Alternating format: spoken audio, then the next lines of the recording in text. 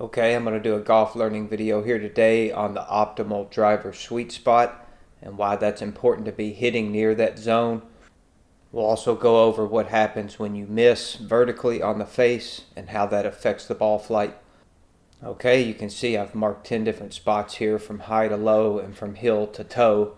Let's first start here with number 6 because this is the actual sweet spot of your driver. You can see that the sweet spot actually sits a touch above center, which number 5 would be identified as the center of the face. Now the reason it's important to be hitting near this spot is because when that's done correctly, when we look over here on the right as far as the loft and spin, okay, when it's hit near number 6, that's going to give you the optimal loft, and that's also going to produce the optimal spin. So that's why it's important to be hitting near that spot. That's going to give you the best results. Okay, when you miss low on the face, so below the 4, 5, and 7 mark, so from this direction down, okay, when we look at the illustration on the right, this is now going to come off the face lower. Okay, for instance, if you have a 10.5 degree driver, when you run from the bottom of the club to the top line of the club, the bottom of the club is going to have a lower loft near the sole than it would near the top line of the club. Okay, sometimes that can vary, as you can see here, as much as 7 degrees or so. These are just example numbers, keep in mind.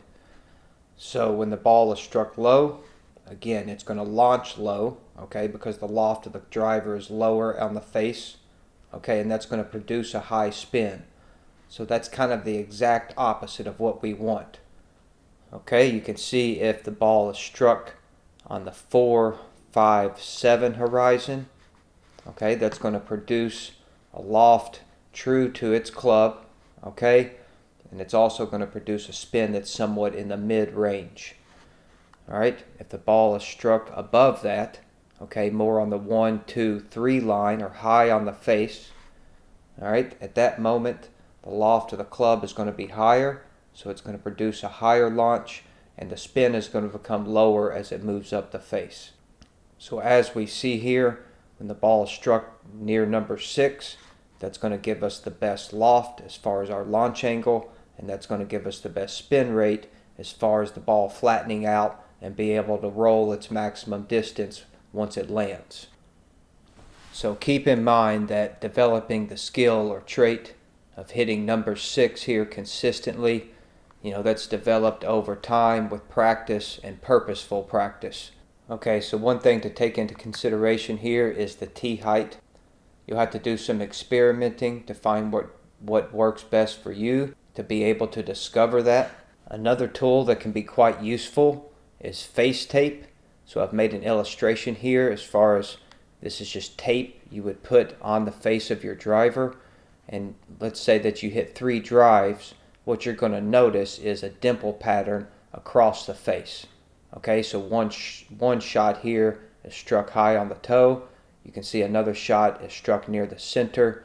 And you can see this shot here is struck low in the heel.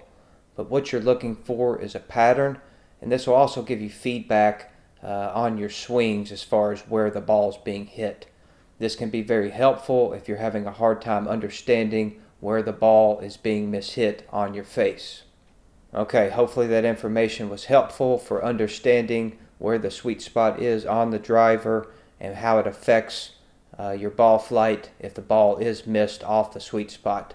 So good luck finding number 6, because from there the game becomes a lot easier. You'll have a good day now. Thank you.